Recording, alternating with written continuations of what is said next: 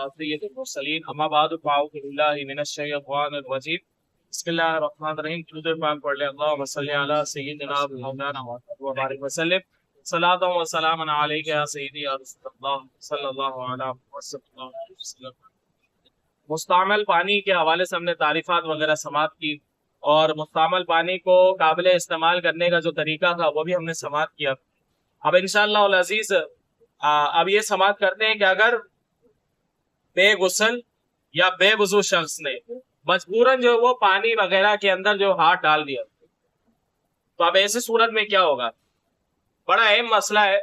فرماتے ہیں کہ اگر ضرورتاً ہاتھ پانی میں ڈالا، جیسے پانی بڑے برتن میں کہ اسے پھکا نہیں سکتے، نہ کوئی چھوٹا برتن ہے کہ اسے نکالے، تو ایسی صورت میں باقدر ضرورت ہاتھ پانی میں ڈال کر اس سے پانی نکالا، یا کنویں میں رسی ڈھول گر گیا اور دیکھ اسے نہیں نکال سکتا اور پانی بھی نہیں کہ ہاتھ پاؤں دھو کر گھسے، تو اس صورت میں اگر پاؤں ڈال کر رسی نکالی تو پانی مستعمل نہیں ہوگا۔ انتہائی مجبوری کی حالت میں کہ اگر کوئی ایسے جگہ پر ایسے مقام پر ہے کہ پانی کا بہت بڑا جو ہے وہ کسی چیز کے اندر تو ہے، لیکن اب اس کے بعد جو ہے وہ ڈول نہیں ہے، یہاں جو ہے وہ ایسی چیز نہیں ہے کہ جس کے ذریعے سے پانی نکال سکے، تو ایسی چیز موجود نہیں ہے، اور پھر جو ہے وہ کیا کرے گا؟ وہ بقدر کفایت جو ہے وہ ہاتھ جو ہے اس میں ڈال سکتا ہے، پھر جو ہے وہ وہاں پر رخصت موجود۔ اسی طرح جو ہے وہ کنویں میں ڈول رسی گر گئی اور کوئی موجود بھی نہیں ہے آس پاس ایسی چیز کے جس کے ذریعے سے نکالا جائے، تو پھر ایسی صورت میں کیا کرے گا؟ وہ پاؤں کے ذریعے سے اس ڈول کو جو ہے وہ رسی کے ذریعے سے جو ہے پانی سے نکال سکتا ہے، مجبوری کی حالت۔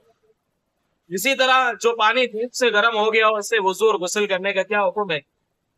جواب یہ کہ جو پانی گرم ملک میں گرم موسم میں سونے چاندی کے سوا کسی اور دھات کے برتن میں دھوپ میں گرم ہو گیا ہو تو جب تک گرم ہے اس سے وضو اور غسل نہ کرے، نہ اس کو پینا چاہیے بلکہ بدن کو کسی طرح نہ پہنچانا چاہیے، یہاں تک کہ اگر اس سے کپڑا بھیگ جائے تو جب تک ٹھنڈا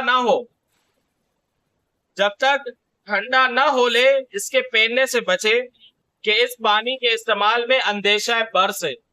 برس کی بیماری ہوتی ہے کہ جس سے سفید جو وہ دبے ہو جاتے ہیں۔ پھر بھی اگر وضو اور غسل کر لیا تو ہو جائے گا، لیکن یہ طبی طور پر جو ہے وہ یہ منع ہے۔ یہ چیز جو فتاوی رضویہ کے اندر لکھی گئی۔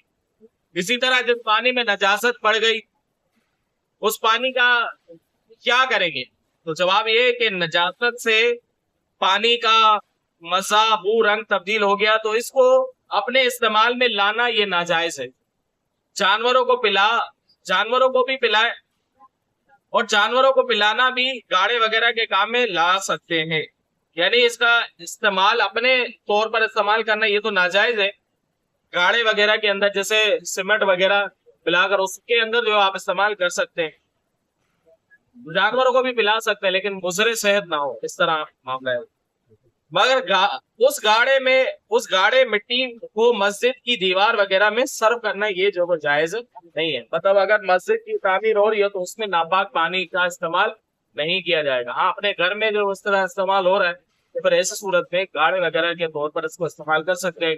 ویسے اس کا اپنی ذات پر جو استعمال کرنا یہ کیا ہو جائے گا؟ یہ جائز نہیں ہے۔ اب اگر ہم پانی وہ استعمال کریں گے تو ہمارا بدن ناپاک ہو جائے گا۔ اصول یہ کہ کسی پاک چیز کو ناپاک کرنا یہ بھی جو منع ہے۔ اب آگے جو انشاءاللہ ہمارا شروع ہوگا وہ ہوگا جھوٹے کا بیان، یعنی اگر جانور یا انسان وغیرہ کے جھوٹے کے حوالے سے اگر وہ جھوٹا ہو جاتا ہے پانی تو اس کا کیا حکم ہے؟ انشاءاللہ ہم اگلی نشست میں سماعت کریں گے۔ اللہ تبارک و تعالیٰ سے دعا ہے کہ اللہ تبارک و تعالیٰ علم دین سیکھ اور اس پر عمل کرنے کی توفیق عطا فرمائے، آمین۔